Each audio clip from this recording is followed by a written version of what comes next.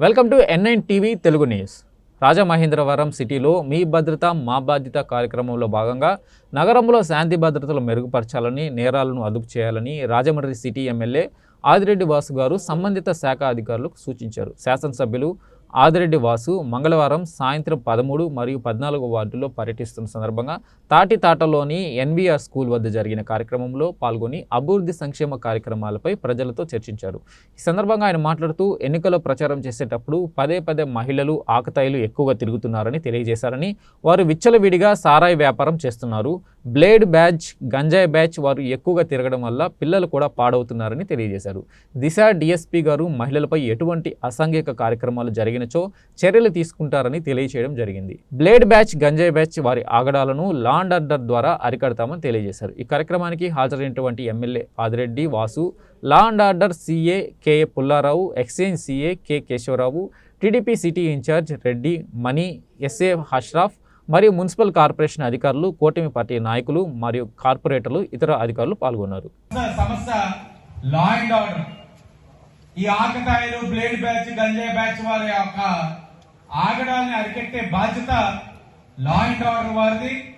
వారి నుంచి CA గారు రాలేదు, SI గారు ఇద్దరు కూడా వచ్చున్నారు.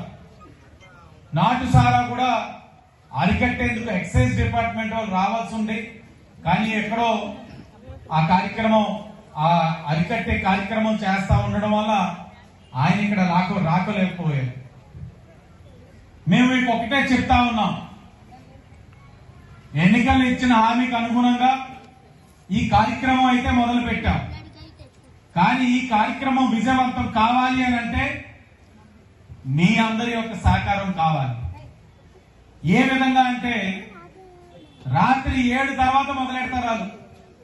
వారి యొక్క కార్యకలాపాలన్నీ కూడా 7 తర్వాతే గుంపులుగా ఒక చోట చేరుతారు. ఒక ఇద్దరు చేరుతారు, మీ ఇంటిలో మీ బిడ్డను పిలుస్తారు, దాని తర్వాత ఇంకో ఇంటిలో బిడ్డను పిలుస్తారు. నేను చెప్పేది మీకు ఏంటంటే, నా ఇంటిలో నా బిడ్డని కాదు కదా అని మీరు అనుకోవద్దు. పక్కింటిలో బిడ్డతో మొదలైందంటే రేపు మీ ఇంటికి కూడా అది వస్తుంది సమస్య. ఆ సమస్య మీ ఇంటి వరకు రాకూడదు అని అనుకుంటే మీరు మాకు సహకరించండి. ఏ విధంగా మీరు అడగచ్చు. ఎక్కడైతే బ్లేడ్ బ్యాచ్, గంజాయి బ్యాచ్ ఆగడాలు ఉన్నాయో మీరు మాకు ఫోన్ చేసి తెలియచేయండి. చర్యలు తీసుకునే బాధ్యత మేము తీసుకుంటాం. దాంట్లో భాగంగా మీ పేరు కానీ, మీ నెంబర్ కానీ, అసలు మీరనే వ్యక్తే కానీ బయటికి రానివ్వకుండా చర్యలు చేపట్టే బాధ్యత డిపార్ట్మెంట్ వారు తీసుకుంటారు. అది చేసే కార్యక్రమం నేను తీసుకుంటాను. ఈ సహకారం కూడా మీరు చేయకపోతే మన ఊరిని మనం బాగు చేసుకోలేం.